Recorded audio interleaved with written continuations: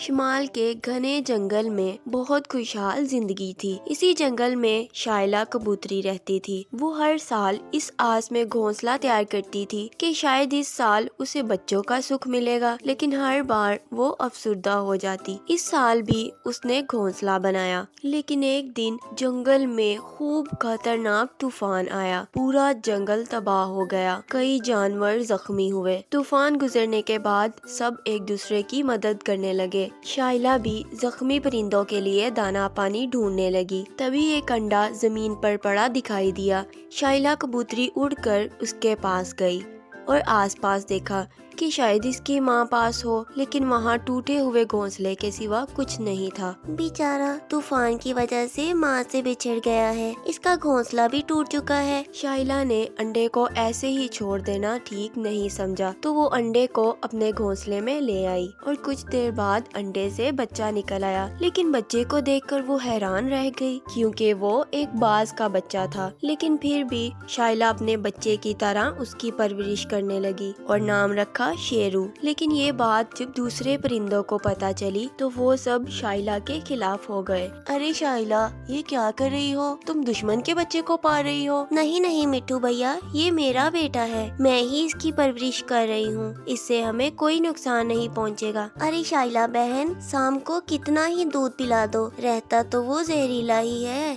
وہی تو بھلا، باز کی ماں کبوتر کیسے ہو سکتی ہے؟ ہم بھی کوئی خطرے کی امید نہیں رکھ سکتے، ہم سب مل کر اس باز کے بچے کو بھگا دیں گے۔ اگر ایسا ہے تو میں اپنے بچے کے ساتھ دور چلی جاؤں گی، لیکن کوئی میرے بچے کو ہاتھ نہیں لگائے گا۔ یہ سب باتیں پاس بیٹھا شیرو باز سن رہا تھا۔ ماں، یہ سب ایسے کیوں کہہ رہے ہیں؟ کیا میں آپ کا بیٹا نہیں ہوں؟ کیا آپ میری ماں نہیں ہو؟ نہیں میرے بچے، تو ہی میرا لال ہے۔ اب ہم یہاں سے دور چلے جائیں گے اپنے نئے گھر میں۔ شائلہ کبوتری شیرو کے ساتھ ندی کی دوسری طرف چلی گئی۔ وہاں شائلہ اسے اڑنا سکھاتی، جنگل کے خطروں سے بچنے کے طریقے بھی سکھاتی۔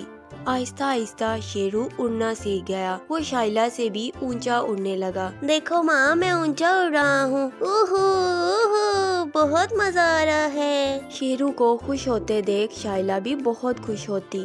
اس طرح دونوں کی زندگی خوب سکون سے گزر رہی تھی۔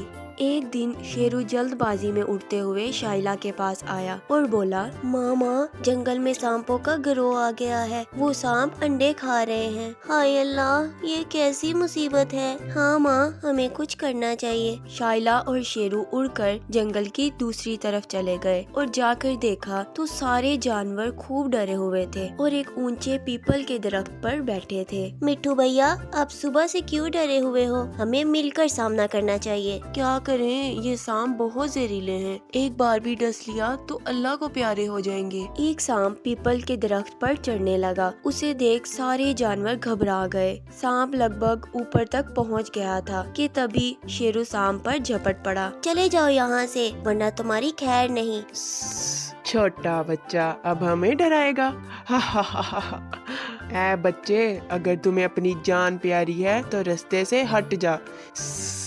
لیکن شیرو نہیں مانا۔ بس پھر کیا تھا، شیرو اور سانپوں کے گروہ کے درمیان خوب لڑائی ہوئی۔ شیرو نے ایک سانپ کو مار دیا اور اپنے پنجوں میں پکڑ کر ندی کی دوسری جانب پھینک آیا۔ شیرو جب آخری سانپ کو چھوڑ کر لوٹا تو گش کھا کر گر پڑا۔ شیرو، کیا ہوا بیٹا؟ شیرو؟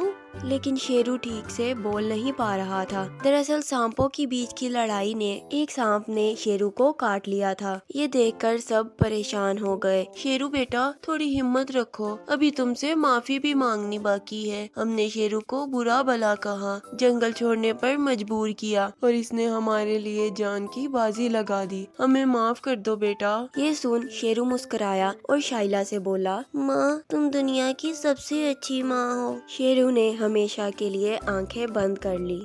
Thanks for watching. Please subscribe to our channel.